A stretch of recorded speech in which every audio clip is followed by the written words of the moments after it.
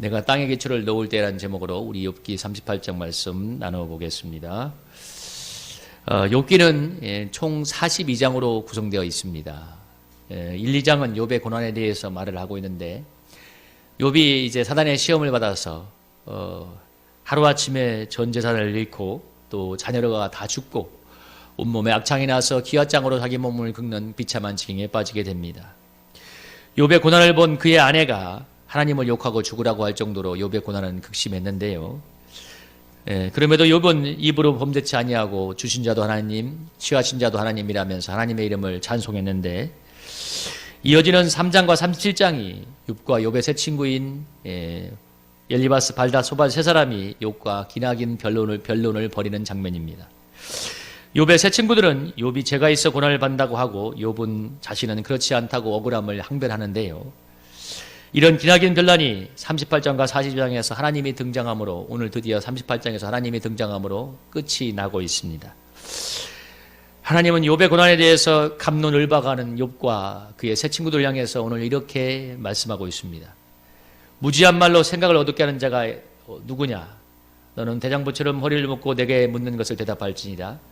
내가 땅에 기초를 놓을 때에 내가 어디서냐? 내가 깨달아 알았거든 말할지니라. 하나님은 욥에게 욥의 고난의 원인에 대해서 설명해 주지 않고 있습니다. 네가 이래서 고난받는다고 말하지 않고, 다만 천지를 창조하고 운행하는 하나님의 주권과 섭리에 대해서 말하고 있습니다.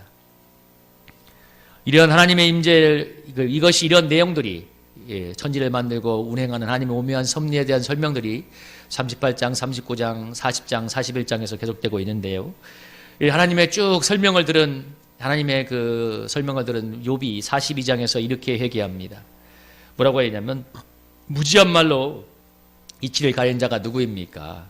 나는 깨닫지도 못한 일을 말하였고 스스로 알 수도 없고 헤아리기도 어려운 일을 맡겠습니다 하면서, 그리고 자기가 티끌과 재 가운데 회개한다고 말하면서 욥은 하나님의 이 광대하고 오묘한 주권 앞에서 자신의 의를 드러내었던 죄를 회개하고 하나님 앞에 엎드리게 되는데요.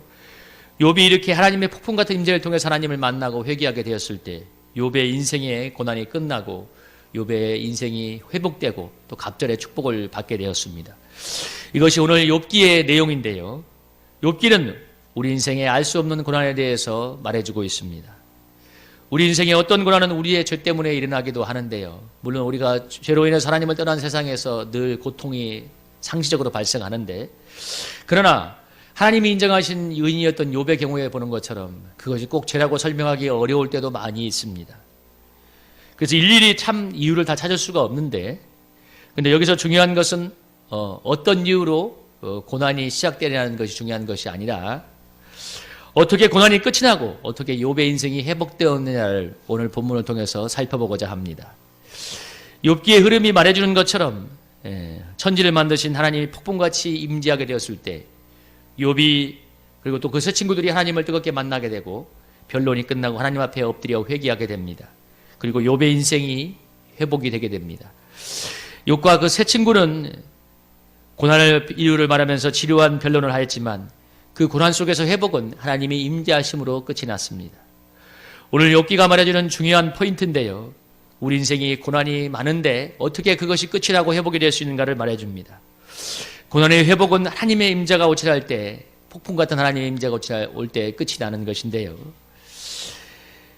이스라엘 백성은 430년간 애굽 땅에서 살았는데 너무 번창하니까 바로 왕이 그 태어난 남자아이를 나일강에 죽일 만큼 아주 민족 말살 정책을 시행을 합니다. 씨를 말려버리는 건데요. 그럼에도 번성하니까 노역을 가역하게 하여서 그들을 탄압을 합니다. 그럼에도 그들이 고난의 삶을 빠져나올 수가 없었는데요. 너무나 바로가 강력하였고 또 나일강에 풍요가 주는 그 먹을 것이 너무나 매력적이었기 때문에 빠져나올 수가 없었습니다. 그 고난의 끝은 하나님이 모세를 들어서 애굽에서 10가지 재앙을 행하고 홍해가 갈라지는 기적을 행한 그 하나님이 폭풍 같은 임재를 통해서 끝이 납니다. 하나님의 문제 해결 구원은 사람의 방법으로 상상할 수 없는 방법으로 왔습니다. 바다가 갈라지는 사람이 상상할 수 없는 종차는 방법으로 오게 되었는데요. 그래서 오늘 하나님께서 욥에게 나는 죄가 없이 고난을 당한다고 억울하다고 말하는 욥에게 하나님께서 이렇게 질문하고 있습니다. 오늘 뭐라고 하나요? 내가 땅에 기초를 놓을 때 네가 어디 있었느냐? 네가 깨달아 알거든 말할지니라. 내가 땅을 만들 때 네가 어디 있었냐고 하나님께서 물어보십니다. 38장에서 41장의 내용이 그렇게 전개가 되고 있습니다. 하나님은 욥에게 고난의 원인을 말해주는 것이 아니라 천지를 만드신 하나님의 광대함과 오묘함을 말해주고 있습니다. 여러분, 우리 중에 누가 그 하나님의 질문에 답할 수 있을까요? 내가 땅에 기초를 넣을 때에 너희가 어디 있었느냐? 하나님은 욥으로 하여금 자신의 생각과 인생의 문제에 자신의 생각에서 빠져나와서 하나님의 광대하심을 바라보도록 도와주었습니다. 그것이 하나님의 광대함 속에 들어가다 보니까 저절로 욥의 고난이 해소가 되었습니다. 그냥 저절로 욥의 고난이 해결이 되고 회복이 되었습니다. 이것이 하나님이 고난을 돕는 방법인데요. 그러니까 욥이 고민하던 그 문제를 그냥 은혜의 바다에 던져버린 것인데, 어떤 선교사님이 선교지의 힘든 일을 현실로 인해서 너무나 절망하고 있는데, 그때 하나님이 감동을 주셔서 인근 바닷가로 나아가게 되었다고 합니다. 그래서 정말 광대하게 파도치는 그 바다를 보면서 그때 선교사님이 힘든 현실에 매였던 자기 생각에서 빠져나와서 그 광대한 하나님을 바라보고 믿음이 회복되었다고 하고, 그 하나님을 힘입어서 다시 믿음의 힘찬 길을 걸어가게 되어서 선교사역을 승리하게 되었다고 말했습니다.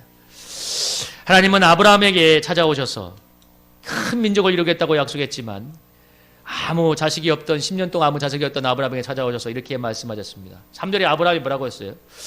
주께서 내게 씨를 주지 아니하니 내 집에서 길린 자가 내 상처가 될 것입니다. 여호와께서 말씀이 그에게 임하여 이르시되 내 상속자가 그 사람이 아니고 내 몸에서 날 자가 그대 상자가 되리라. 그를 이끌고 밖으로 나가 이르시되 하늘을 우러러 무뼈를 셀 수 있나 보라. 내 자손이 이와 같으리라.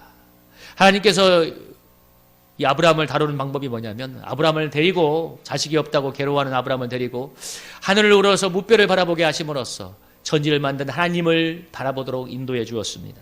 그리고 그가 천지를 만든 하나님을 바라보게 되었을 때 아브라함의 믿음이 회복되고 하나님을 다시 한번 신뢰하게 되었습니다.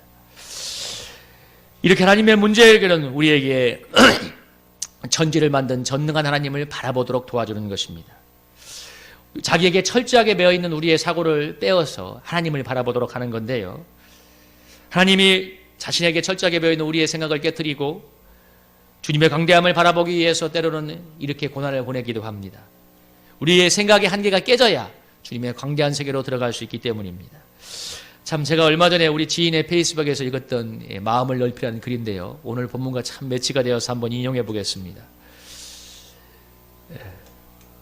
마음을 넓히라는 글인데, 일본인들이 많이 기르는 관상어 중에 고이라는 잉어가 있다. 고이는 작은 어항 속에 넣어두면 5cm 정도밖에 자라지 않지만 연못에 풀어주면 25cm까지 자라게 된다고 한다. 또 강물에 방류하면 무려 1m 안팎까지 자란다고 한다. 그런데 알고 보면 고이만 그런 게 아니라 우리가 그런 금붕어도 큰 연못에 넣어두면 40cm가 넘게 자란다고 한다. 네덜란드의 한 남성이 길렀던 금붕어는 47cm까지 자랐던 것으로 기네스북은 기록하고 있다. 강물에 방류하면 1m도 넘게 자란다고 한다. 그뿐 아니라 큰 곳에 살면 수명도 늘어난다고 하는데, 영국의 티시라는 이름의 금붕어는 무려 43년간이나 살아서 역시 기네스북에 올랐다. 얼마나 넓고 멀리 바라보느냐에 따라서 자라느냐에 따라서 물고기의 크기가 20배나 넘게 차이가 나고 수명도 부쩍 늘어날 수 있는 것이다. 이는 무엇을 말해주는 것인가 하면, 정말 크고 싶고 성숙해지고 싶으면 자기 틀의 어항을 깨뜨리라는 것이다. 자기 아집의 어항에 갇혀서는 아무런 능력이 많고 재물이 많고 가능성이 많아도 틀의 한계를 벗어날 수 없는 것이다. 아무리 먹어도 크지 않고 좋은 재능 은사도 틀에서는 개발되지 않는 것이다. 그래서 평생 살아가면서 해야 할 일 중에 하나는 쌓는 것도 필요하지만 동시에 자기 부인 자기를 깨고 부수는 일을 하는 것이다. 당장에는 자존심도 상하고 깨어지는 아픔도 있겠지만 그것이 큰 길이다. 세상을 보라. 평생 밴댕이 속을 갖고 살아가는 사람들, 무엇을 소유한들 베푸고 줄 수 없다. 밴댕이를 벗어나지 못한다. 평생 자기가 옳다하며 옹고집만 부리며 살아가는 사람들, 나이가 들어도 예전이나 노년이나 0.1mm 변화되는 것이 쉽지 않다. 그냥 이해하고 끌어안고 살아야 되는 사람들, 저들도 알고 보면 산이고 바다이고 하늘인 것을 그렇게 인생을 살다 끝마친다. 내가 그럴 뻔했다. 이 본인이 그렇게 얘기하죠. 믿음은 선물이다. 본질로는 크고 작은 것이 없다. 좋고 나쁜 믿음이 없다. 자기란 그릇 안에서 확대되어지고 아름다워지거나 추해지는 것뿐이다. 욕먹는 신자도 만나보면 절대 분명한 믿음이 있는 것을 볼 수 있다. 믿음 해도 다 자기라는 그릇에 담긴 모양을 하고 있을 뿐이다. 세상 학문이라는 철학도 망치로 하라 하지 않단가. 좁은 어항을 깨지 않고 어찌 금붕어를 크게 키우고 싶어 하는가. 겸손히 자기를 깨고 부수는 작업을 하는 사람은 자기가 날마다 자라게 되어 있다. 강물이 보이고 바다가 보인다. 어항 속에 살 금붕어는 아니다. 깨는 방법, 줄이고요. 깨는 방법은 더 크고 좋고 아름다운 것을 보고 듣고 읽고 겸손히 배우는 것이다. 그렇게 하면 부을 수 있는 용기와 확신을 갖게 되고 묶은 것들을 하나하나씩 바꾸어 갈 수 있게 된다. 하나님은 우리가 작디닥든 인생의 어항에서 나오기를 원하십니다. 그래서 우리 인생의 폭풍 같은 고난들을 통해서 우리가 갇혀 사는 그런 어항을 깨트려 버리십니다. 하나님, 우리가 작은 어항에 갇혀서 숨만 쉬는 생존의 삶을 원치 않으십니다. 우리가 갇혀 사는 어항을 깨트리고 하나님의 광대한 바다로 옮겨서 대어로 크기를 원하십니다. 그것이 우리 인생에 고난이 오는 이유이기도 하는데요. 하나님, 우리가 고난을 통해서 우리의 작은 아집과 고집과 자기 한계를 깨트려 버리고 하나님의 광대하게 오묘한 세계로 인도해 주십니다. 그래서 고난이 우리를 크게 하는 성장통이 됩니다. 내 생각과 고집과 경험을 의지하며 살던 데서 하나님의 광대하고 오묘한 주권에 사로잡혀 사는 인생으로 나가게 하십니다. 고통이 없이는 내가 붙들고 있는 자아의 입착을 잘 내려놓지 않기 때문입니다. 제가 요즘 한 가지 깨닫는 것이 뭐냐면, 정말 그동안 신앙생활의 여러 가지 크고 작은 어려움들의 그 결론을 정리하면서 하나님께서 제게 마음에 한 가지로 요약하는 게 있습니다. 그게 무엇이냐면, 내가 갖고 있던 생각을 버리는 것이었습니다. 사람의 생각, 내가 가져왔던 고집과 내 생각을 완전히 깨끗하게 버리고 하나님의 광대하고 오묘한 주권을 바라보라는 것이었습니다. 그리고 그렇게 하나님을 바라보게 되었을 때 하나님의 오묘한 세계에 대해서 조금씩 눈을 떠가고 있는데요. 그러면서 내가 많이 느낀 게 뭐냐면, 하나님, 내가 이 광대하고 오묘한 세계를 깨달아서 우리 성도들이 정말 자기의 한계의 어항의 틀을 깨트리고 이 하나님의 오묘하고 광대한 세계로 나아갈 수 있도록, 그들을 인도할 수 있도록 저에게 먼저 길을 보여달라고 기도하고 있습니다. 정말 그런 소원이 생깁니다. 여러분, 내가 살던 어항이 박살이 나서 정말 사는 게 너무 힘이 드십니까? 오늘 욥은 하루아침에 재산이 날아가고 자식이 다 죽어서 정말 절망하고 있습니다. 너무 힘들다고. 그래서 욥은 뭐라고 하냐면 자기가 태어난 날을 저주하고 있습니다. 욥이 자기가 태어난 날을 저주하고 있어요. 성경에 보면 이렇게 말하고 있죠. 자기가 태어난 날을, 자기의 생일을 저주하면서 저주하고 있는데요. 왜 태어났냐는 거죠. 하나님은, 욥은 자기의 인생이 너무나 비참하다고 자기의 생일을 저주하지만, 이런 욥의 인생에 폭풍 같은 하나님의 임재가 임했을 때 욥의 인생이 회복이 되는데요. 욥기를 읽어보면 욥의 인생이 갑절의 회복을 하는 것을 하고 있습니다. 뭐라고 이렇게 성경이 이러고 하고 있냐면, 욥기에 읽어보면 1장에 욥이 양이, 3절에 보면 양이 7,000마리였는데 42장에 보면 14,000마리라고, 낙타가 3,000마리였는데 낙타가 6,000마리였다고 갑절의 회복을 기록하고 있습니다. 죽고 싶으면 힘든 욥의 인생에 하나님이 임재하시니까 놀라운 회복이 일어나게 되는데요. 이렇게 욥에게 인생을 깨트림으로써 욥이 더 광대한 하나님의 세계로 하나님이 나오도록 인도하고 있는데, 하나님 우리를 은혜의 바다로 인도하기 전에 우리가 갇혀있는 어항을 깨트려 버립니다. 고난을 통해서 우리를 통째로 들어서 그래서 바다에 던져 넣어버립니다. 우리가 살려달라고 하지만 사실은 그게 우리가 되어가는 길입니다.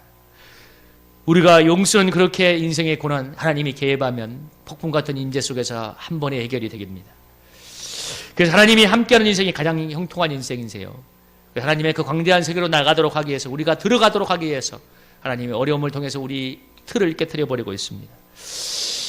우리가 크고 작은 인생의 어려움을 극복하는 것은 그것을 붙들고 해결하려고 애달바하는 것이 아닙니다. 그보다 더 큰 하나님께 붙들리면 되는 것입니다. 여러분, 이렇게 한번 생각해 봅시다. 저는 제가 하나님 스마트폰을 적게 하게 해주십시오 기도를 했는데, 이 스마트폰 하나 적게 하는 것도 내가 이걸 스스로 율법적으로 하려고 하면 잘 안 돼요. 스마트폰이 너무 내 손에 달려있기 때문에. 그런데 이 작은 것도 내가 율법적으로 하면 잘 안 되지만, 그러나 중요한 건 더 큰 거에 붙들려 있으면 이것이 된다는 것입니다. 스마트폰을 안 하려고 하면 잘 안 되지만, 그러나 더 크신 하나님께 우리가 붙들려 있을 때, 하나님의 임재가 우리에게 찾아오게 될 때 저절로 그것이 해결이 됩니다. 그래서 우리의 생각과 마음이 하나님께 붙들리도록 하나님께 내어드릴 때 하나님께서 우리에게 일을 하시는 것입니다. 지인의 패부의 객을처럼 더 크고 좁고 아름다우신 하나님을 우리가 바라보게 될 때 하나님의 임재가 우리를 인도해 가는 것이죠. 정말 어떤 마음, 어떤 문제를 해결하려고 하는 것이 매달리는 것이 아니라 그보다 더 크신 하나님께서 하나님께 우리가 붙들림 받도록 하나님께 우리가 나아가는 것이 중요한 것입니다. 우리 유기성 목사님이 했던 그 글 중에서 제가 한 부분을 읽어보는데요. 이렇게 표현하고 있습니다.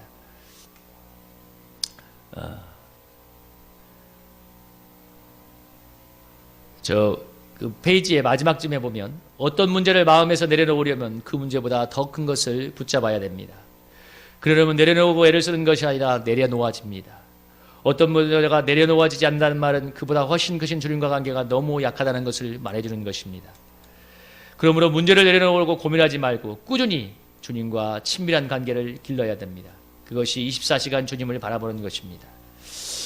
아직 주님과 함께 하시는 것을 분명히 모르겠고 주님을 음식하는 것이 막연하다면 안타까울 것이 아니라 누구나 처음에 그러다는 사실을 인정하고 매일매일 순간순간 주님의 말씀에 기울이고 순종하는 삶을 살라고 얘기하고 있습니다. 유기성 목사님 그 말씀 중에서 한 건데요. 여러분, 천지를 만든 광대한 하나님이 우리 안에 와 계시는데 그리고 날마다 우리에게 말씀하고 있습니다. 그분의 음성에 우리가 날마다 귀를 기울이고 순종해 볼 때 하나님의 위대한 세계를 체험해 갈 수 있습니다. 여러분, 날마다 꾸준히 성경을 읽고 그 말씀을 가지고 기도해 보십시오. 여러분, 내 한계의 멘대에서 벗어나서 저 하나님의 세계로 나아가게 될 것입니다. 우리를 자신을 묶고 있는 이 현실이 은혜의 바다 속에 들어가서 다 풀어져 버리게 될 것입니다. 그래서 엽처럼 살아계신 하나님의 역사를 간증하게 될 줄로 믿습니다. 그런 충만한 은혜를 누리는 저와 여러분이 되기를 주님의 이름으로 축복합니다.